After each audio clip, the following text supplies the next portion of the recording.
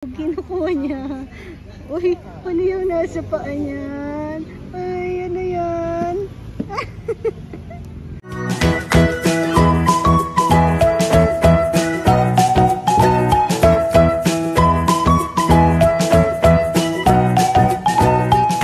Magandang buhay mga kabebe. Katatapos ng lunch.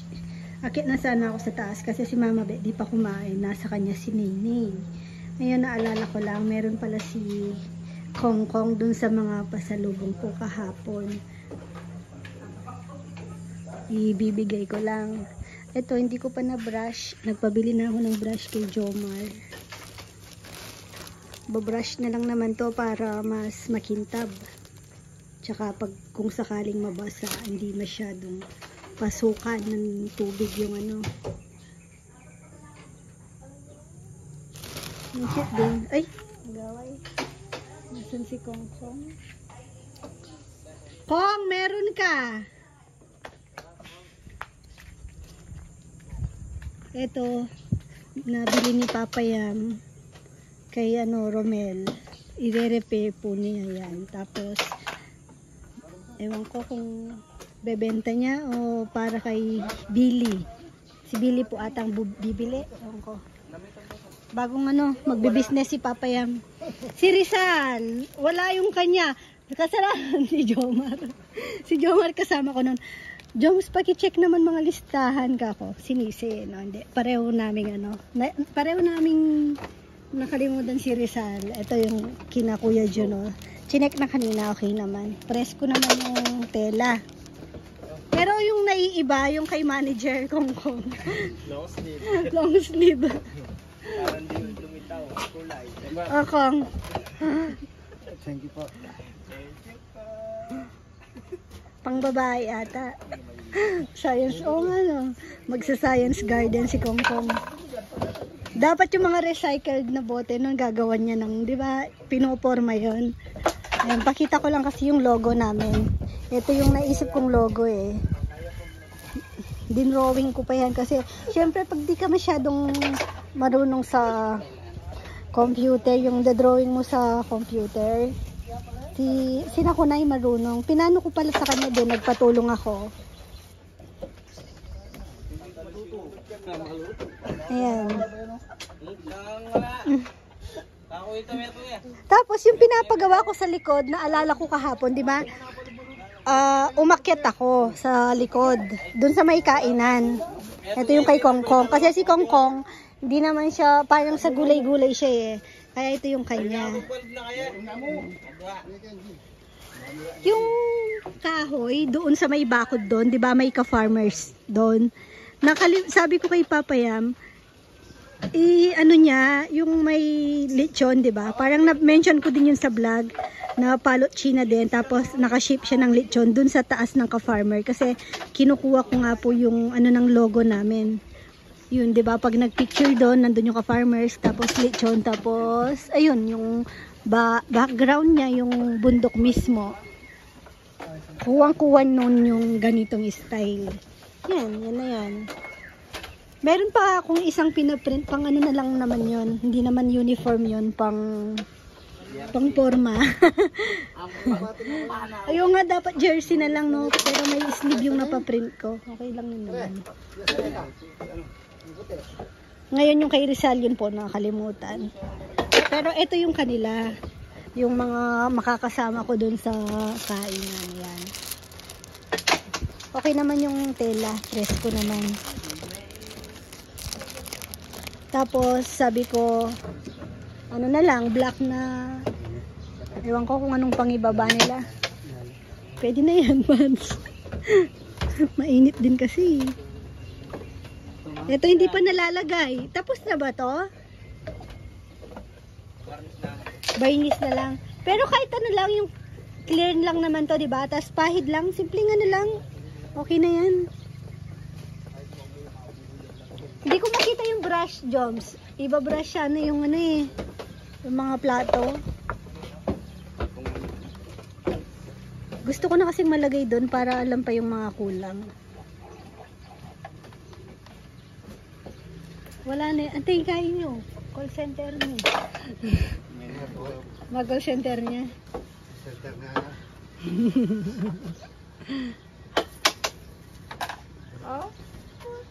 Tapos, iba na po yung lilipat na ng kumpanyang mga boys. Nag-meeting na po kami kanina. Lilipat sila ng kumpanya. Na-explain ko sa kanila. Naintindihan naman nila. Lilipat lang ng mga sister company. Hindi, charot.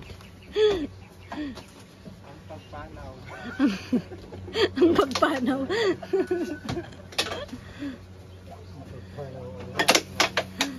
Hindi, lilipat ng...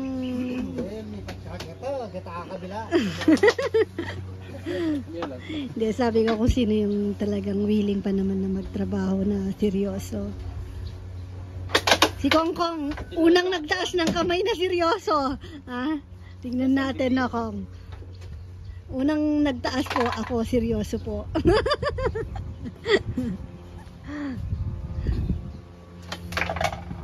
Pero kanina wala kasi si Rizal tsaka si Nikki. Sabi ko sila na magsabi. Ay, dagis. Ngayon sa mga abangan nyo po yung mga susunod po nilang niyan, produkto. De si Papayam na po yung nag-iisip din kasi ng magiging business po si Papayam after po naman sa syempre sa bahay, di ba? May inip din naman po siya. Gusto na naming ni ka-farmer sa kanya yung sa furniture. May mga gamit naman po kasi si Papaya, halos kumpleto din naman. Ngayon, etong sa mga boys nun, pakyawan na sila nun. Para magkaroon sila ng inspirasyon.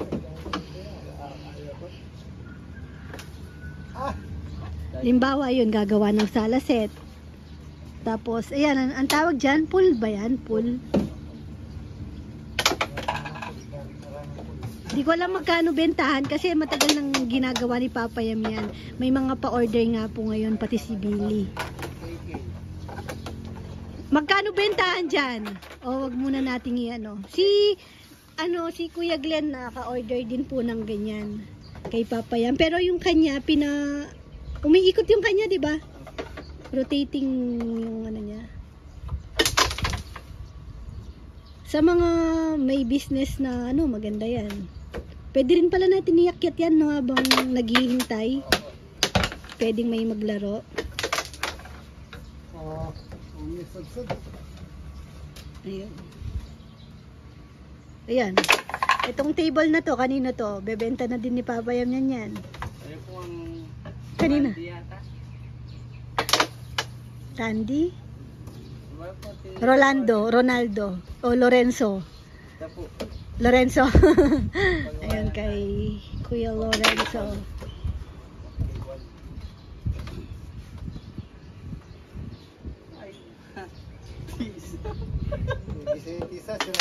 Si Dexter, hindi ko po alam anong plano niya. Baka babalik pa ba si Dex? Tingin ko kahit na mawala ng trabaho dito, hindi naman masyadong si Dex. Parang single naman kasi siya eh.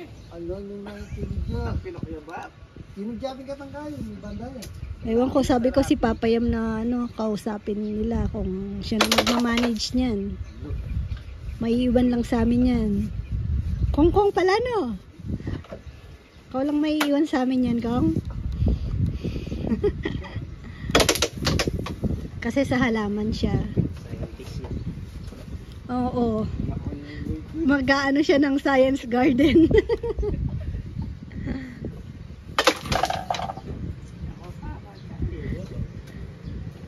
Tapos si Rizal, Kuya Jun sa lechonan kung sakali. Tignan.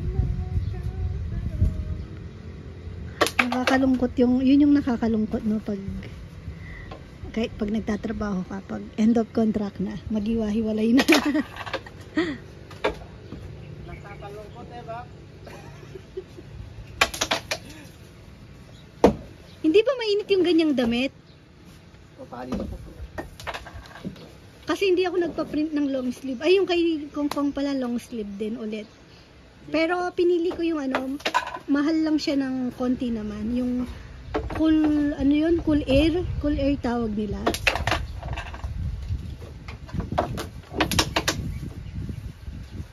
Pina-cool air ko na kasi mahal man ng konti, maano naman, 'di ba?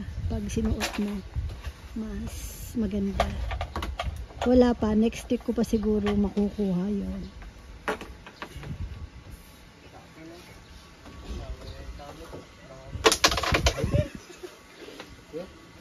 Malaya mo ba pa ang unta? Sakto. Malay. Mayang damulan. Ang magkasama ko. Kapiade yun lang ang obra. It's stop.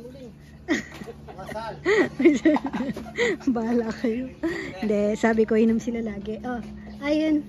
Saan yung clear? Anong bang babrush ko? Tuturo ko kay Jello. Kay Jello ko papagawa.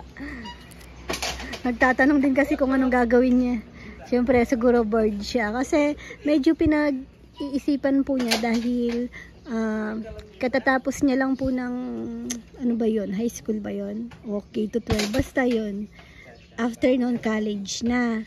Ngayon, yung tinitake niya na course, dito na po kasi lumipat na po siya ng Pampanga. Dati siya sa Quezon ba, Laguna, basta palipat-lipat kasi sila eh.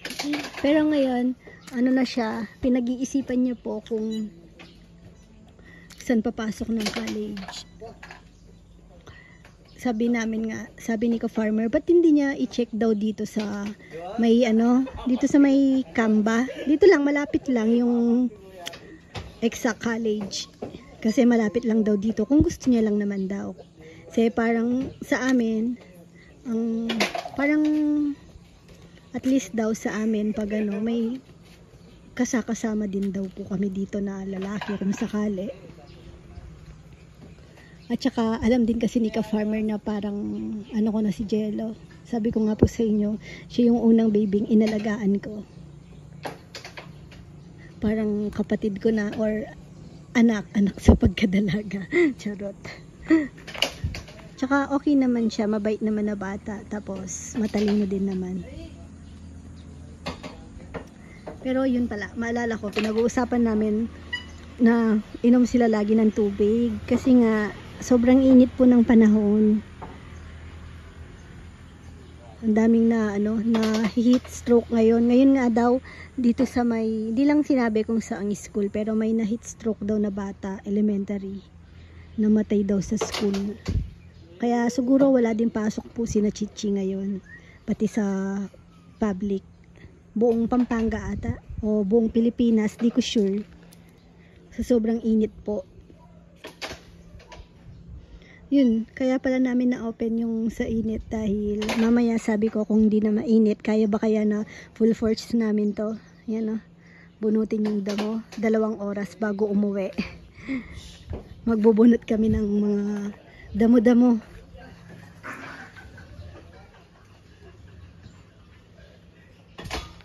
Init na. Busy po.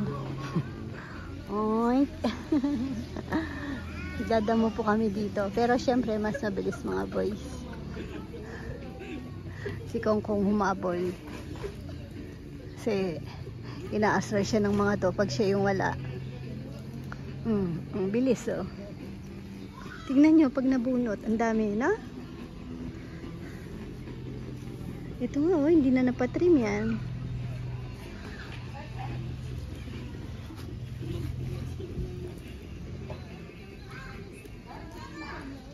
Nandito sina, Marites. Ay, happy birthday pala kay Kuya Enteng. Ngayon, in advance ni na Chichi.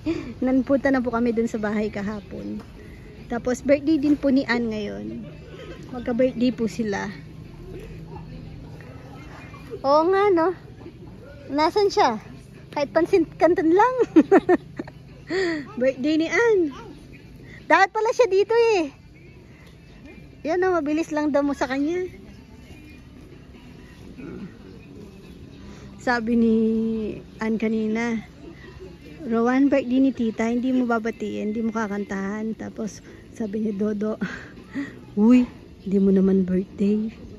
Ayaw niya talagang maniwala. Siguro dahil alam niya pong birthday ni Kuya, ni Kaenteng. Tapos, ayaw niyang maniwala na birthday niya din. Akala niya ata, isa lang yung nagbe-birthday sa isang araw.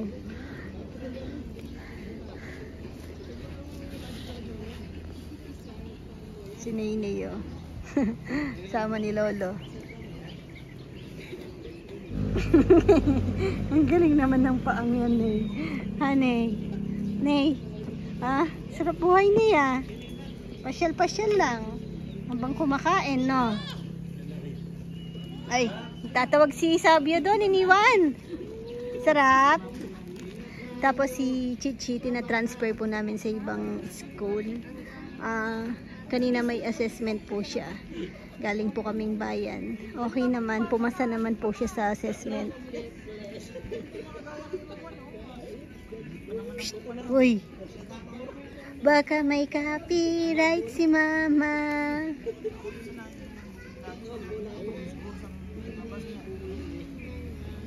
Psst. Nahulog, kinukuha niya. Uy, ano yung nasa paa niyan? Ay, ano yan?